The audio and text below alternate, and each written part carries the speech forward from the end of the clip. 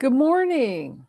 Such is the nature of life that all it asks and all it wants is the opportunity to appear. You are that opportunity, and so am I, and so it is.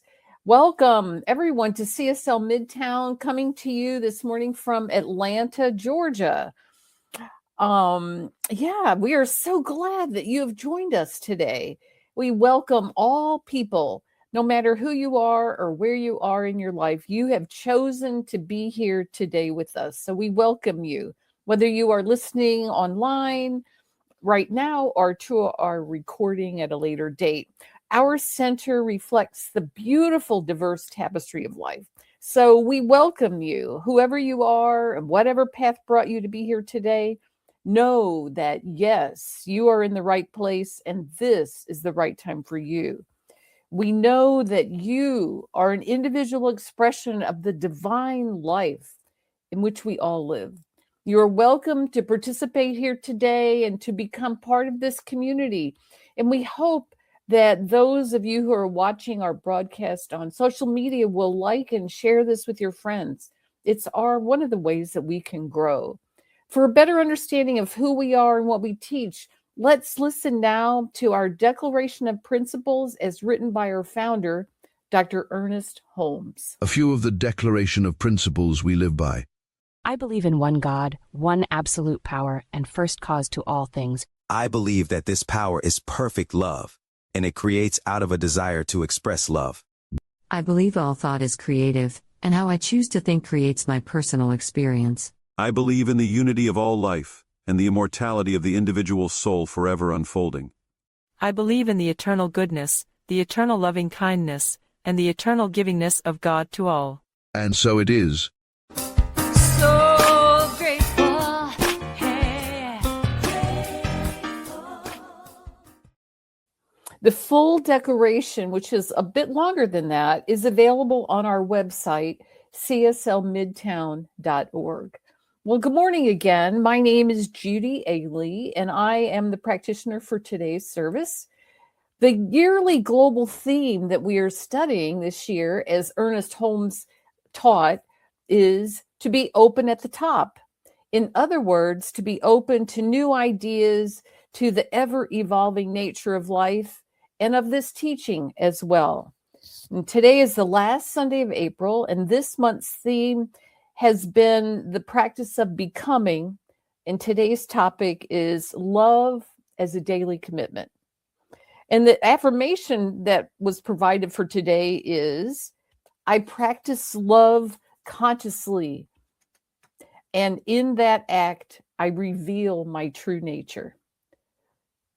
Let's think of love as more of a practice than a fleeting emotion or feeling. Love doesn't need to depend on my mood or on everything being perfect. Love is a daily commitment, is about our willingness to open up, to have patience, to have unconditional forgiveness, and to engage in small acts of kindness and daily care for ourselves and for others. Let's give up that false belief in separation.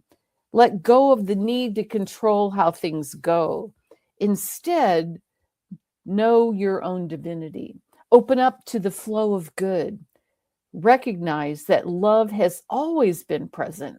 Love is not a destination to be reached, but it is a remembering of who we are. Love is a living practice. In any situation, ask, what would love do with this? I want to lead us now in a spiritual mind treatment or affirmative prayer as we prepare to hear our message from our fabulous speaker today, which I will introduce in a little bit. So if you will get comfortable where you are and close your eyes, and take a couple of nice centering deep breaths, bringing your awareness to the truth that love is all that there is, and that this power, this presence, this goodness, this life is all around us. It is everywhere present. It is all that we are. It is all that is around us. It is everywhere present. God is all there is. Love is all there is. And as I recognize and know this, I know that I am, and that we can each accept that for ourselves, that we are never separated from this loving power, from this loving presence, from this divine intelligence, this goodness, this vibrant health, this creative force of new ideas and expansion and growth. So I know that I am one with this presence, and that I am allowing it to express in my life in greater and greater ways, that I allow it to fill my mind with new ideas, with new possibilities, that I know that this presence represents the endless opportunities of the expansion of good in my life and in the world. So I embrace this. I know that this is the truth of who I am. I see it in other people. I see it in situations in my life. I see the good that is there. I open myself up to greater possibilities in my life. I open myself up to divine love, to great creativity, to endless opulence and abundance, to vibrant health, to loving relationships, to all of life expressing through me in greater and greater ways. I turn away from any idea that says I'm not enough, or I'm not good enough, or that there is lack or limitation or fear or worry or trepidation of any kind. I let go of all of that stuff and instead allow this presence of great love and of great possibility to fill my mind and my heart, to allow myself to see that, the possibility of that in the world, and to take the actions of love where I can in my life. What is right in front of me? What is the loving thing that I can do, that I can contribute? I am grateful for this knowledge, grateful for this understanding, grateful to know that the truth of life is that all is well. So I release this treatment now, knowing that it is so, and so it is. All right. Well, today we have the joy and privilege of welcoming Reverend Dr. Raymont Anderson back to CSL Midtown. Dr. Raymont is a spiritual teacher, author, and New Thought leader. He is the creator of EKG, Embodied Knowingness of God framework, a modern spiritual model centered on embodiment, effective application of our mental equivalents, integrity, conscious choice, and effective actions. And he has a book that's related to this framework that's going to be available soon. So that's very cool. As the founding minister and spiritual director of the Center for Spiritually Integrated Arts, he weaves all of his life experiences, skills, interests, and passions into a cohesive, inspired, and energized approach to manifest the beloved community and to elevate New Thought and CSL as household names while creating a world that genuinely works for and offers powerful healing to all. Welcome back, Reverend Dr. Raymont Anderson to CSL Midtown. So happy to hear your words this morning. Welcome. I am honored. Cheers. Thank you, Judy. Thank you to my beloved CSL Midtown family. It is great being back with you.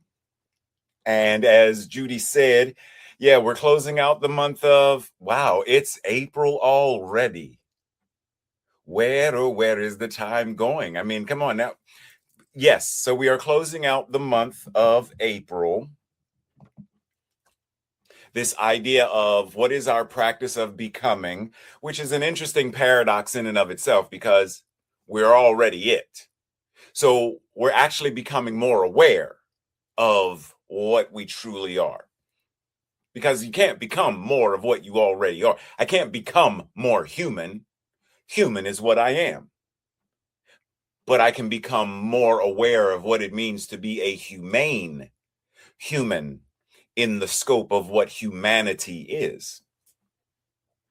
Judy also mentioned, what are we talking about today? Today we're talking about this idea of love as a daily commitment. How committed are we? So Judy mentioned, see, oftentimes we think of love, or we speak of love as, this fleeting feeling. I was in love, I'm not in love, I don't love you, but I like you, I don't like you, but I love you, love comes and love goes. Like a breeze on a spring day, it's gone and it is hot. We're done with this whole idea of love being a fleeting feeling. What if our invitation now is more accurately that we daily practice what love is, as it offers us the opportunity, the invitation, and a chance to reveal who and what we truly are as God incarnating itself, God expressing itself as us. How often, and what would it mean for us to truly be committed to this practice of love, this practice of divinity, this practice of embodied awareness of what we truly are?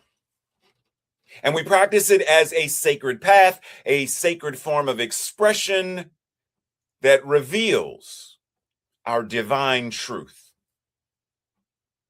So I guess, if you're anywhere where you're able to type into the chat box, are you ready to revamp, renew, reapply a more powerful, more authentic, a more divine way of demonstrating your commitment as love? Are you committed to this? Are you sure? If so, then let's dive on in. So commitment, like how do we identify commitment? Well, I'm sure we've all seen or heard this concept of someone gets into a plane wearing a backpack. The plane takes off. The plane is in the air, way up there somewhere. The doors open, and this person with the backpack, because they are so committed, they step out of the plane. Wait a minute, what? You saying they stepped out of the door? Yes, they stepped from the ground, the floor of the plane, into the floorless air. And then what happened? They fell. And then what happened? And then, as they are plummeting toward the earth, they pulled this string, not like a Barbie doll string. I think they called it a ripcord. They pulled it, and from the backpack, kaboof, a parachute. And then they gently floated on down to the ground. That's a demonstration of commitment. They jumped from a plane. Once you jump, there is no amount of swimming, flapping arms to get you back into the plane. Are we that committed to love, life, God, peace, ourselves, one another, and a world that works for all? Are we that committed? So I'm going to give you two quotes, and I want you to think about who said what. They're very similar. Someone said, to me, the word God is a synonym for love, life, truth, beauty, reality, the absolute, the divine presence, the universal spirit, because God is universal. God is in each of us, or else we could not be. That's quote number one. Quote number two. My belief that God is love, my belief that God is love, that love is everything, our true destiny sustains me. All awakening to love is spiritual awakening. Who said what? So the second one was Bell Hooks. The first one, Dr. Holmes. Love and God are synonymous. So when we talk about love, being in love, being, I love you, what does that mean? Because once again, we're not talking about it as a fleeting feeling. We're talking about it as the foundation of all that is. And yes, I know when we're talking about love as an emotion, as a feeling, yes, we can talk about signs of love, types of love, stages of love. Yes, we can talk about the biological and psychological aspects of love, lust, attraction, attachment. Yes, we can talk about the ancient Greeks and how they talked about eros and storge and pragma and mania and agape. Yes.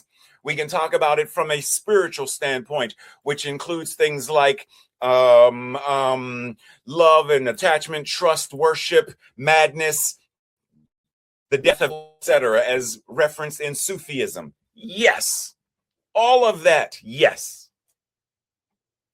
And yet, when we are talking about it in terms of the absolute, the divine, the truth of who and what we are, it's important for us to reground.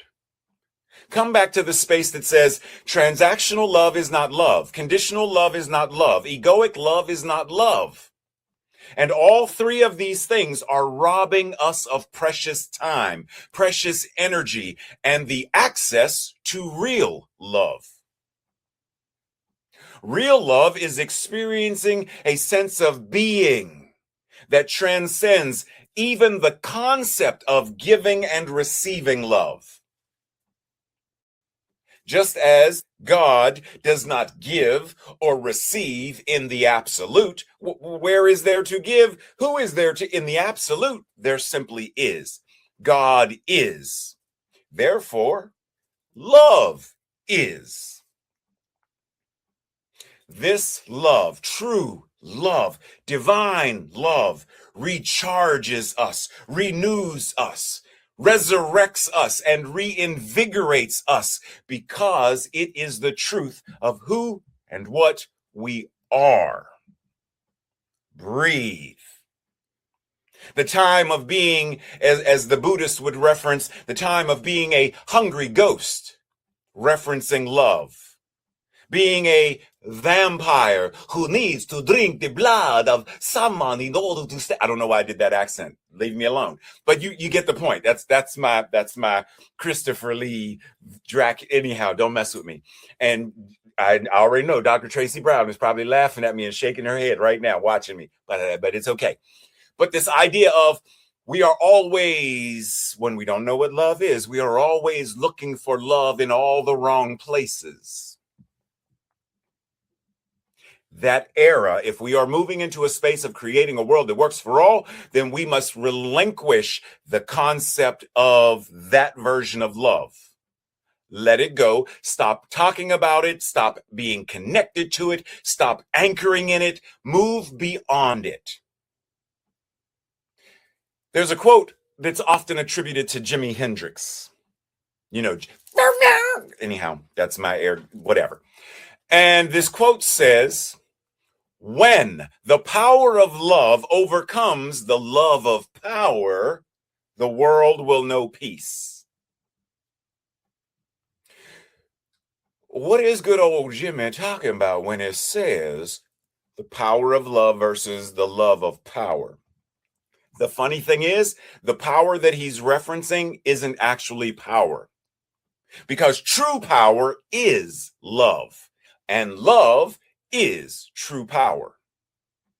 So what is he talking about? He's talking about this idea that says many people are operating on a delusional concept that has them addicted to pseudo power, pseudo love. It's like a mirage where someone is guzzling sand while thinking they are drinking water. Breathe. Pseudo power is what created Jim Crow. Pseudo power is what created Nazi Germany. Pseudo power is what fuels the warmongerer. Pseudo power is what says that, in the words of J.P. Morgan, money equals business, which equals power, all of which come from character and trust. You said, what now? Money equals business, which equals power. What?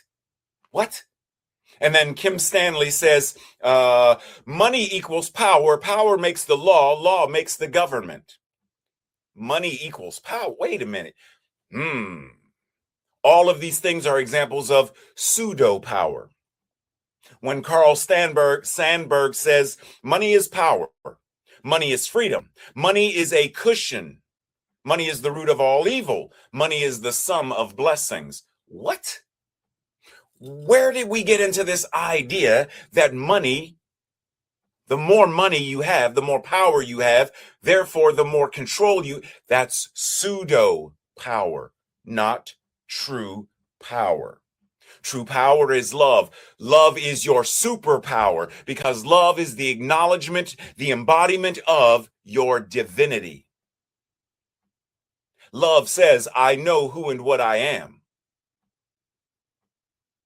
And knowing who and what I am, I therefore have greater access to knowing what is mine to do. In a world where I live, move, and have my beingness as a Jedi. Justice, equity, diversity, and inclusion are the values that I live by, because that is a demonstration and the activity of love.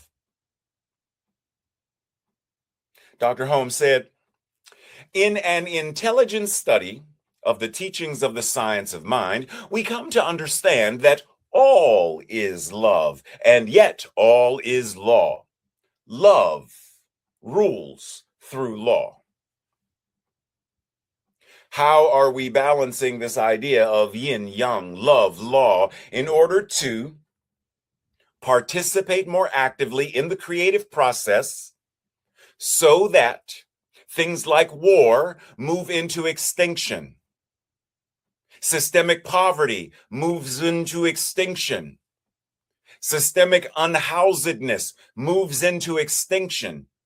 So that the only people who are unhoused are the people who I simply desire to live with the sky and the stars as my roof. That's their choice, not because a system has caused them to lose their home simply because a paycheck was whatever a paycheck was. How do we change and transform the system? So imagine for a moment, come into my mind. Imagine for a moment if we had politicians anchored and grounded in this awareness of what love is, anchored and grounded as the very embodiment of what this love is. Imagine what kinds of policies would be created and legislation would be created from that foundation. As Dr. Holmes said, in moments of real inspiration, we realize, to a degree at least, that God is all.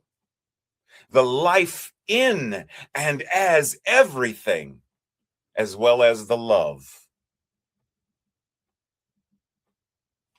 Imagine how that inspiration would then move leadership, how it would move education and medicine and science. Imagine how that inspiration, recognizing that love is all there is, would then show up in the legal system, the judicial system. How would it then show up as prisons and penitentiaries? How would it then show up as all that we exist within? Infinite love harmonizes each person's entire being. Dr. Holmes. Harmonize.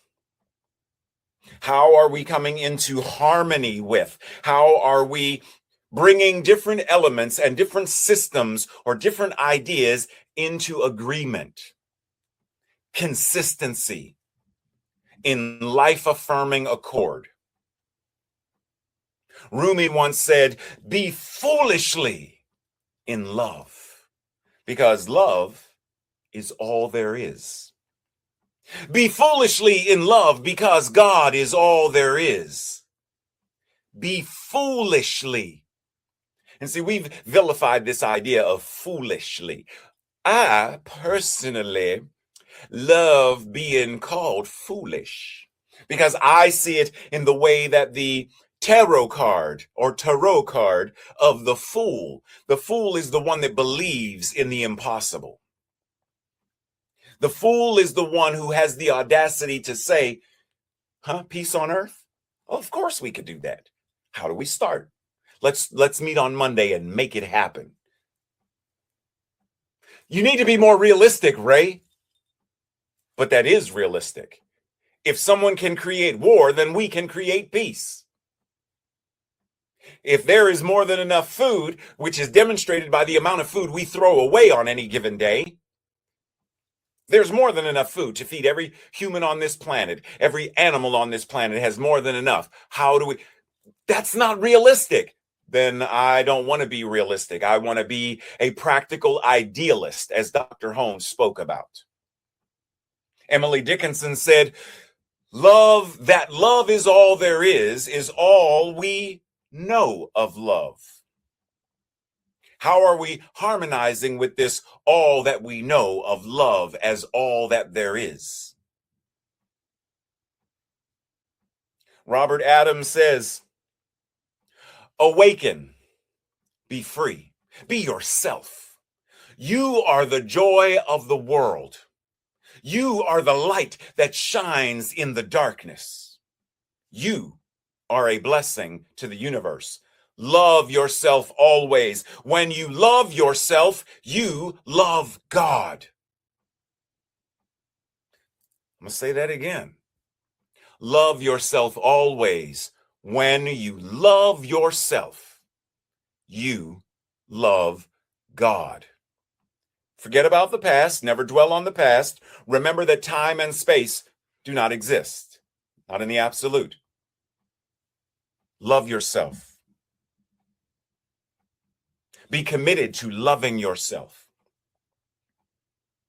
Don Miguel Ruiz said, you can see everything with the eyes of love. You can be aware that love is all around you. You can be. Are we? To what degree are we aware of it? Eric Butterworth once said, I see the world not as it is, but as I am. And I am in spiritual unity with God. I see the world not as it is, warmongering, corrupt politicians, brokenness, systemic ills. I recognize it, but I choose to see through it, beyond it, to the truth of its being.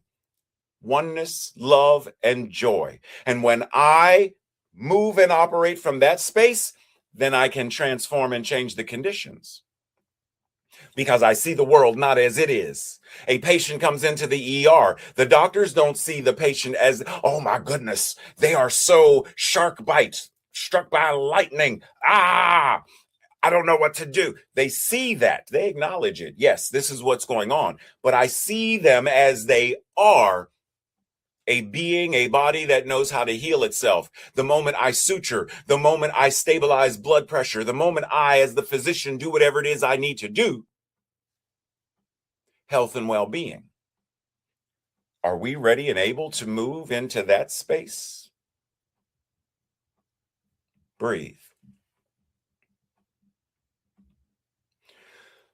Robert Adams said, love is not an emotion, and not feelings. Love goes beyond all of that. Love is to realize that you are a part of everything, to realize that your very self is part of the great flowing river of infinite existence, to realize that you are everything.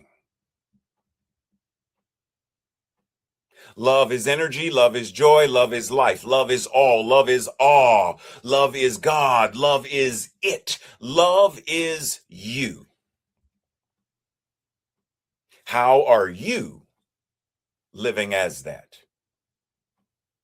Frederick Bale said, perhaps the three greatest words in life are what? God is love.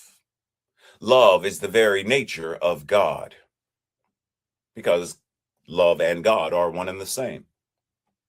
So perhaps the three greatest words in life are, you are love. Because God is love, and if God is love and God is you, you are it, then you are love.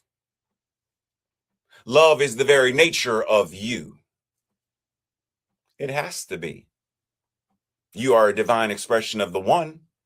And if God is love and love is the nature of that which it is, and you are an incarnation and expression of that which is, then love is your nature as well. Are you ready to be committed to living, moving, and having your beingness as the very expression of that? Namaste. And so it is.